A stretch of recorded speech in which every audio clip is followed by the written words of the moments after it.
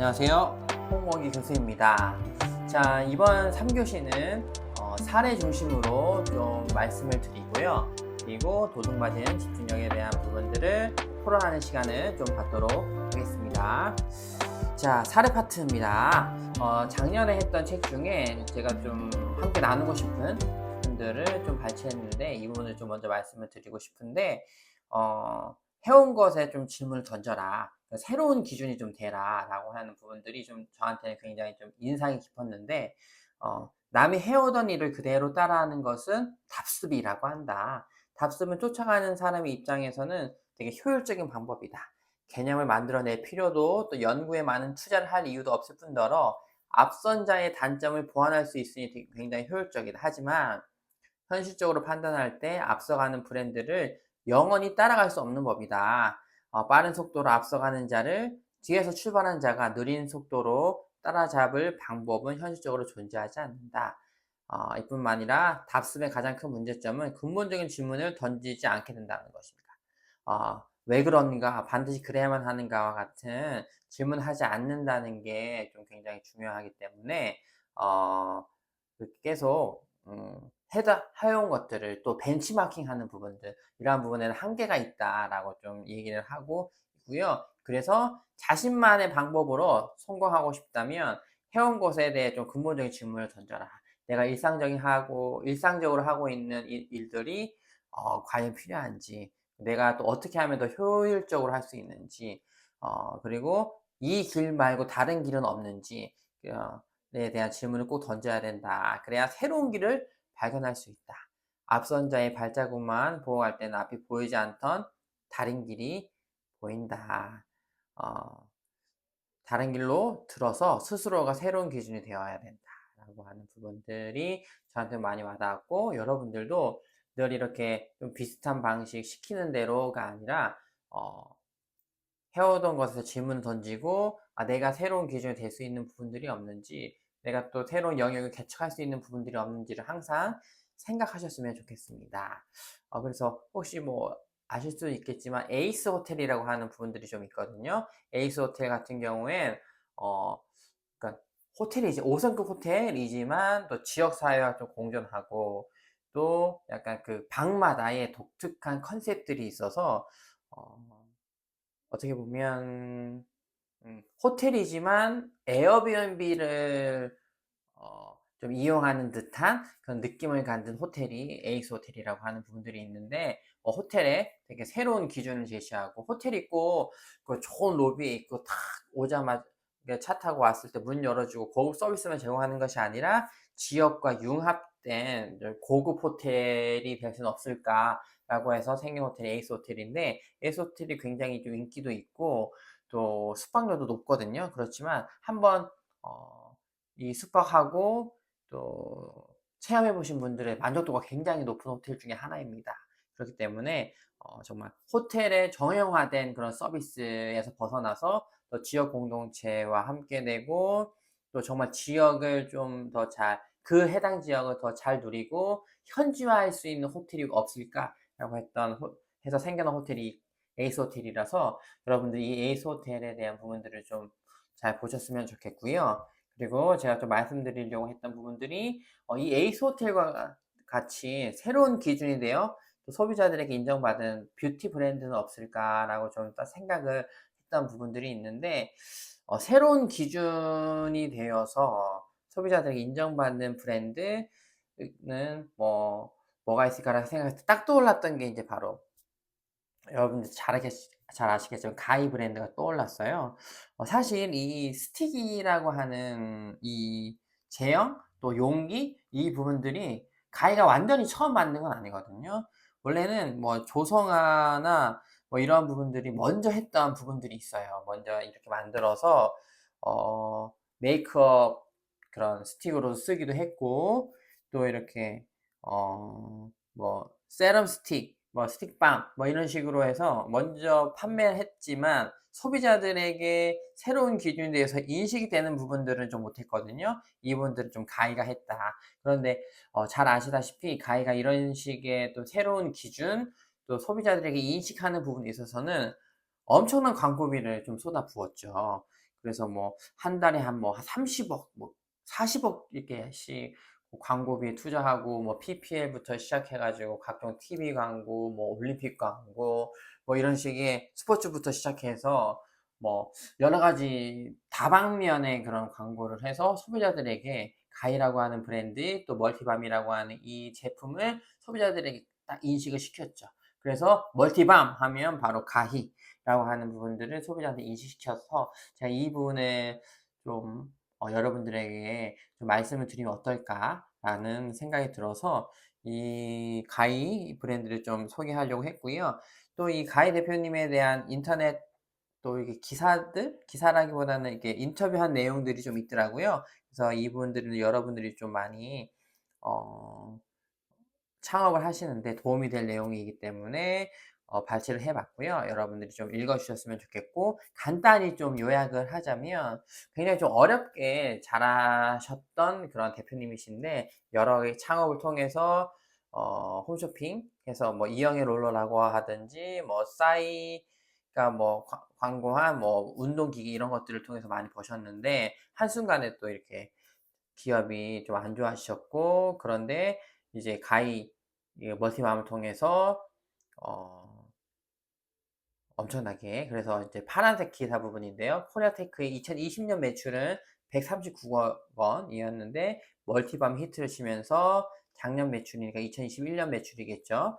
2021년 매출은 2,500억 정도로 기록했다. 1년 만에 18배 가량 상승한 것이다. 단도직입적으로 대박의 비결이 뭐냐고 물어봤는데 철저하게 소비자 입장을 우선하는 상품을 기획했다라고 하시면서 소비자의 입장에서 상품을 기획했고 또 소비자한테 각인시키는 데 좀 집중을 했다라고 보시면 될 것 같고요. 또 뭐 품질적인 부분에서는 발림성에 집중했다. 화장품에 있어서 저도 굉장히 이 부분은 동의하는데 발림성과 향은 화장품에서 굉장히 중요한 부분인 것 같아요. 물론 마케팅을 통해서 또 광고를 통해서 화장품을 한번 사지만 발림성과 향 부분에서 계속 그러니까 계속 좋고 만족감이 있어야 그 제품을 재구매하거든요. 그래서 화장품에 있어서 재구매가 굉장히 중요한데 재구매에 굉장히 중요한 포인트 중에 하나는 바로 저는 발림성이라고 생각합니다. 그렇기 때문에 여러분들이 창업을 하실 때 그 뭐 마케팅적인 요인도 중요하지만 내용, 화장품 내용물, 즉 화장품의 사용감, 발림성 이 부분들에 대해서 굉장히 좀 포커스를 주시면 좋겠다라는 부분들이 좀 있고요. 그리고 제가 좀 이 기사에서 좀 마음에 와닿았던 부분들은 모든 고난에는 이유가 있으니 다시 성장하는 계기로 삼자라고 했던 이 대표님의 또 말씀이 또 저한테는 좀 많이 좀 와 닿았던 것 같아요. 그래서 살다 보면 뭐 어려운 부분들이 있고 사업이 잘 될 때도 있고 안 될 때도 있고 우리가 또 직장 생활에서도 잘 될 때가 있고 안 될 때가 있잖아요. 그래서 뭐 고난이 있을 때 좀 주저앉지 마시고 다시 성장하는 계기로 삼으셨으면 좋겠다. 우리가 아는 가히 이 브랜드도 그냥 갑자기 혜성처럼 나타나서 뜬 게 아니라 우여곡절이 있었고 어려운 부분이 있었는데 참고 다시 한번 도전하고 다시 한번 도전해서 이러한 성공하는 기업을 만들었다라는 부분도 여러분들이 아시면 좋을 것 같습니다. 자, 이렇게 해서 가이에 대한 부분들은 제가 신문 기사 발췌한 내용들을 여러분들이 좀 읽어보시면서 인사이트를 좀 얻으셨으면 좋겠습니다.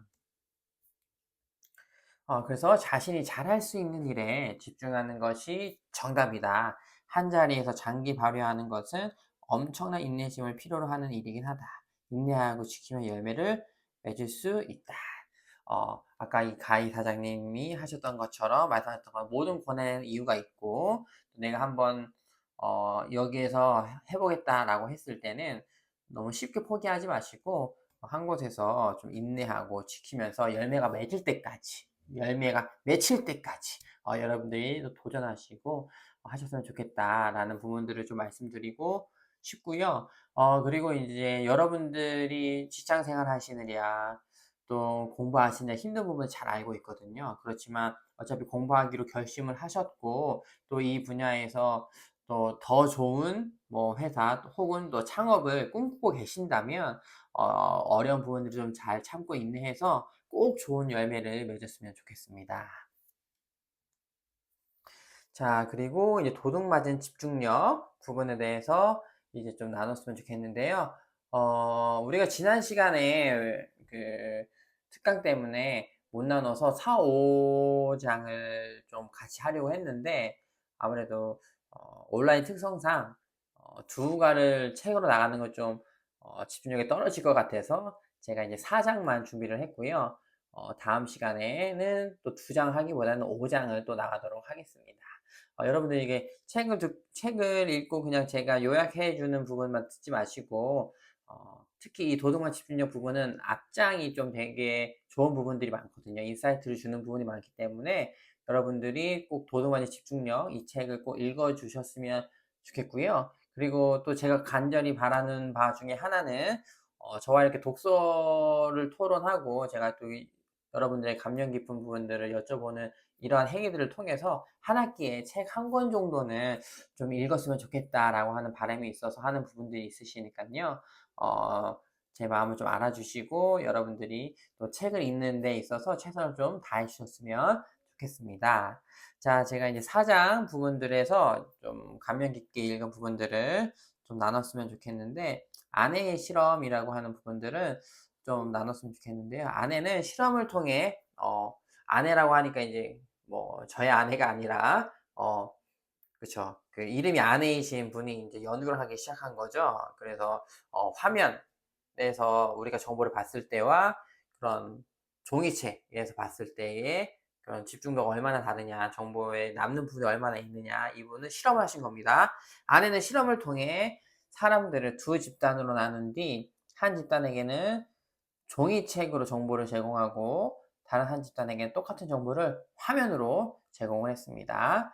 그 다음 모두에게 방금 읽은 내용을 질문했죠. 그 결과 화면으로 정보를 본 사람들은 책으로 정보를 본 사람에 비해 훨씬 더 적은 내용을 이해하고 기억하고 있다는 사실을 발견했습니다.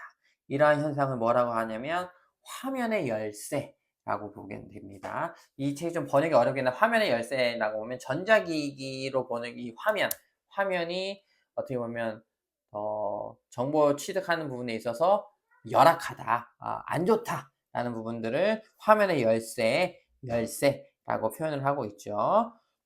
그래서 이제 이 부분들을 여러분들이 좀 아셨으면 좋겠는데, 우리가 뭐 이렇게 뭐 맥북으로 보든지 아이패드로 해서 전자책을 보고 또 거기에서 실질적으로 공부하는 부분들이 있지만, 편리함을 통해서 우리가 아이패드로 많이 공부하지만 실질적으로 내가 더 집중하고 내 머릿속에 더 많은 정보 또 많은 것들을 넣으려면 뭐로 해야 된다? 화면에서 하는 것보다는 이렇게 종이책으로 여러분들이 정보를 습득하고 또 이제 얼마 안 있으면 중간고사도 있는데 중간고사도 이렇게 뭐 맥북이라든지 또 아이패드를 통해서 공부하기보다는 종이책이라든지 제가 또 PDF 같은 경우는 직접 뽑으셔가지고 종이로 공부하는 것들이 훨씬 더 많이 기억에 남는다. 이 부분들을 좀 아셨으면 좋겠습니다.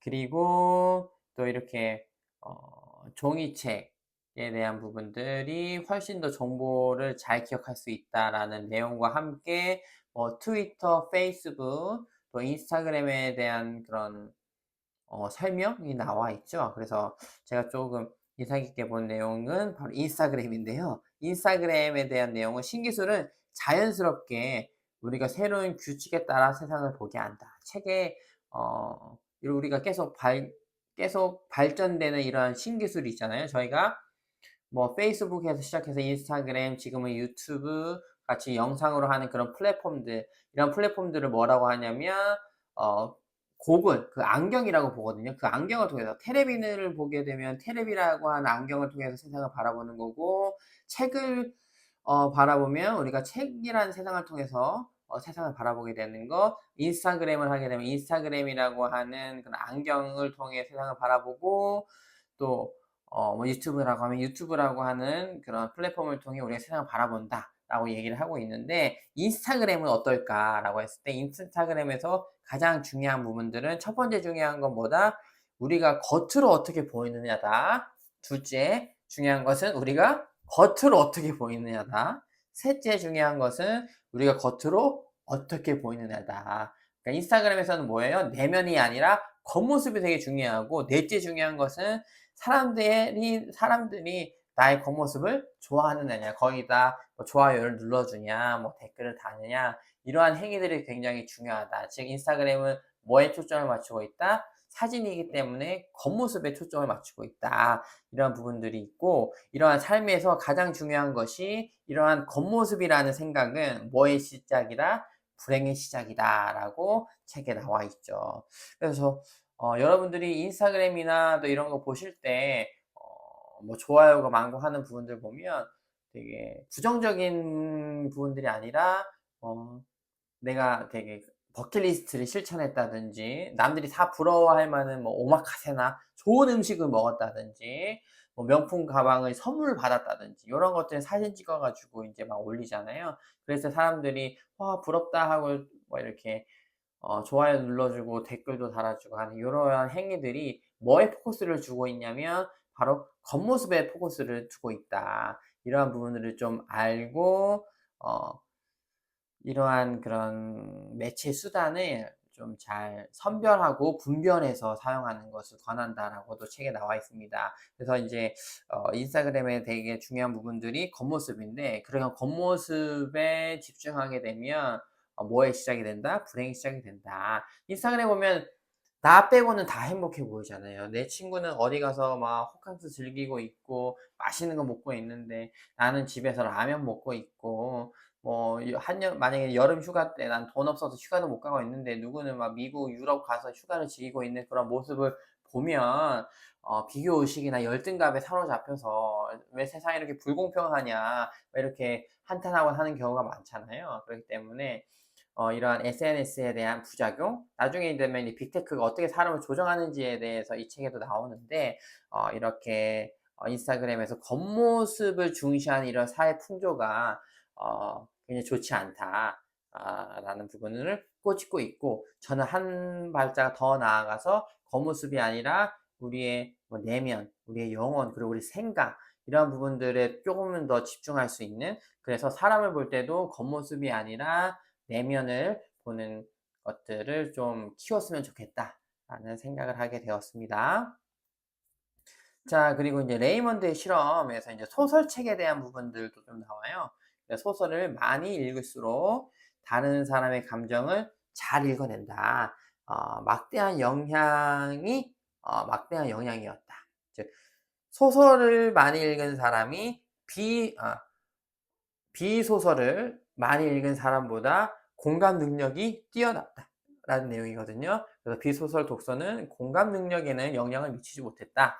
책을 읽을 때 사람들은 종이 위의 단어를 향해 관심을 이렇게 막 바깥으로 돌리면서 동시에 그 내용을 머릿속에 상상하면서 내면을 향해 엄청난 주의를 쏟는다. 그렇기 때문에 책을 통해 정보를 습득하고, 또 책을 통해 그 소설에 나와 있는 사람의 마음의 그런 감정, 그런 마음의 심정, 이런 것들을 공감하는 능력이 굉장히 중요하다라고 책에서도 얘기를 하고 있습니다.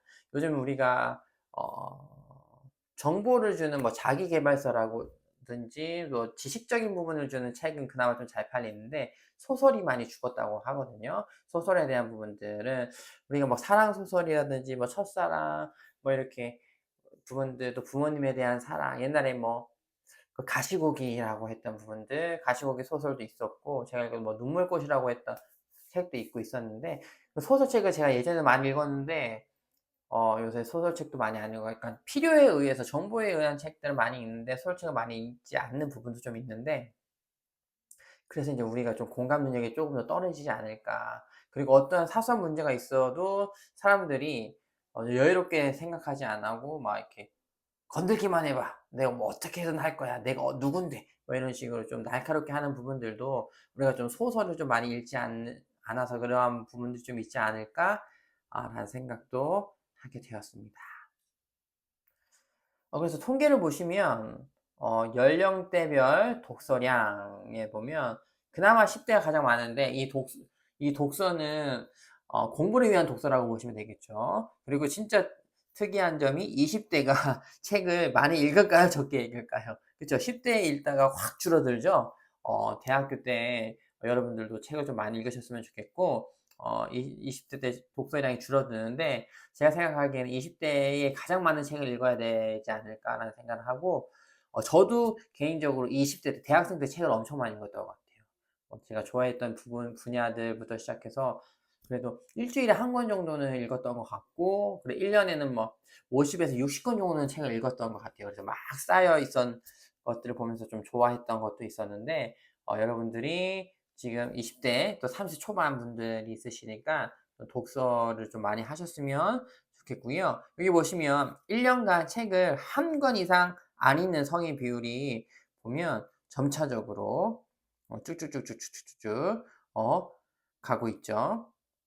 1년간 책을 한 권 이상 읽는 성인 비율이 쭉쭉쭉 보시면, 그러니까 이렇게 쭉 내려가는 건 책을 한 권 이상 읽는 사람이 쭉쭉쭉 줄어드는 그래프니까, 책을 한 권 이상 안 읽는 사람은 어떻게 돼요? 계속 늘어나는 부분들인 거죠. 그리고 20대 연평균 독서량은 계속 줄고 있습니다. 여러분 그래서 책을 좀 읽으셨으면 좋겠고요. 그리고 1년에 책 한 권을 읽지 않는 성인 비율이 점점 높다는 것은, 우리나라가 원래 책을 많이 읽지 않는 국가긴 하거든요. 뭐 미국이나 유럽에 비해. 그런데 이제는 아예 뭐 책을 거들떠도 보지 않는 그런 세대가 된 거죠. 그래서 여러분들한테 제가 이제 수업 시간에 독서 토론하는 이유 중 하나도, 이렇게라도 한 학기 한 권 정도는 꼭 책을 읽었으면 좋겠고, 이 책을 통해 여러분들 정보를 습득하고 또 사고하는 능력을 키웠으면 좋겠다라는 바람에 의해서 하는 부분들이니까, 여러분들이 제 마음을 알아주셨다면 또 한 학기에 책을 한 권씩은 꼭 읽어주셨으면 좋겠습니다. 그리고 우리가 아까 종이책과 화면에 대한 부분들이 비교가 나왔었잖아요. 그래서 종이책을 통해 정보를 습득했을 때 더 많이 정보가 이해되고 습득이 된다라고 하는데, 여기 보시면 이제 역설적으로 종이책은 점차 줄어들고 있고, 또 이렇게 화면으로 보는 전자책, 이북이나 이런 부분들은 올라가는 부분들이 있잖아요. 그래서 우리 이북이나 이렇게 패드로 봤을 때 우리가 많은 지식을 편리하게 습득한다라고 생각하지만, 결국 내 머릿속에 남고 내가 진짜로 습득하는 지식은 적을 수 있다는 거죠. 그렇기 때문에 여러분들도 종이책을 통해서 좀 읽어주셨으면 좋겠고, 저도 편한 걸 굉장히 좋아하는 스타일이기 때문에 패드나 맥북에 이게 이거 하나 들고 나면 막 책을 막 다 넣어서 다닐 수 있잖아요. 그리고 쉽게 쉽게 읽을 수 있는데, 요즘에는 일부러 종이책을 더 많이 사는 편이긴 합니다. 그리고 우리 아이들에게도 종이책을 더 많이 읽게 하고 화면을 좀 많이 못 보게 하는 부분들이 있는데, 여러분들도 조금 더 종이책에 대한 비중을 좀 높이셨으면 좋겠다라는 부분들을 좀 말씀드리고 싶었습니다. 자, 이렇게 해서 수업을 좀 마치도록 하겠고요.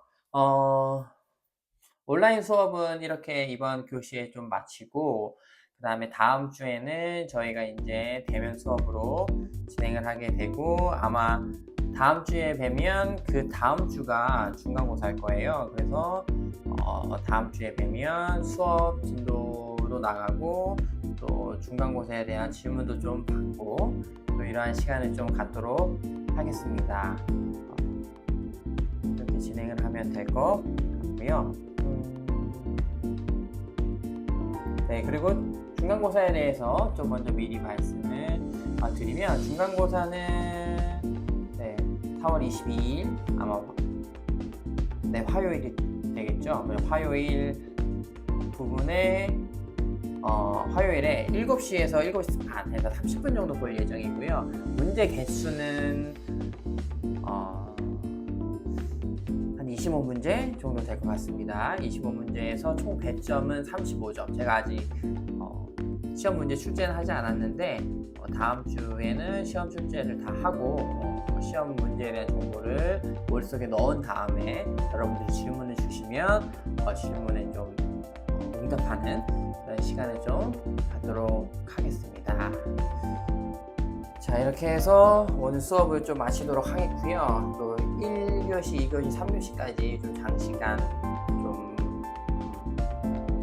오랫동안 많이 고생을 하셨고요. 그리고 아무래도 이제 온라인 수업이다 보니까 저 혼자 이렇게 막 해서 시간이 좀 짧지만 내용은 많을 수 있고요.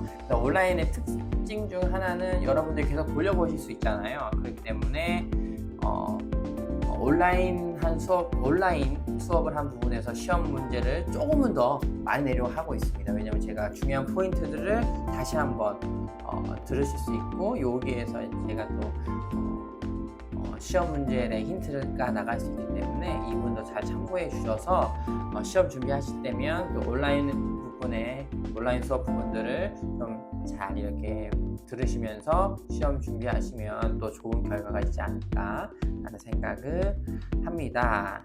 자, 그래서 여러분들에게 직접 만났다면 질문도 하고 싶지만 온라인의 한계상 질문할 수 없고요. 혹시라도 또 수업 시간에 궁금한 사항이나 또 문의 사항이 있으시면 또 댓글로 남겨주시고, 그 다음에 또 이제 제가 유튜브 채널을 운영하고 있는데 여러 가지 많이 테스트하고 있습니다. 그래서 킥복싱 관련된 영상도 올리고 있고, 또 여러 가지 영상 올리고 있는데 혹시라도 제 채널에 관심 있으신 분들은 구독과 좋아요를 눌러주시면 굉장히 좀 이렇게 저에게 큰 힘이 될 것 같습니다.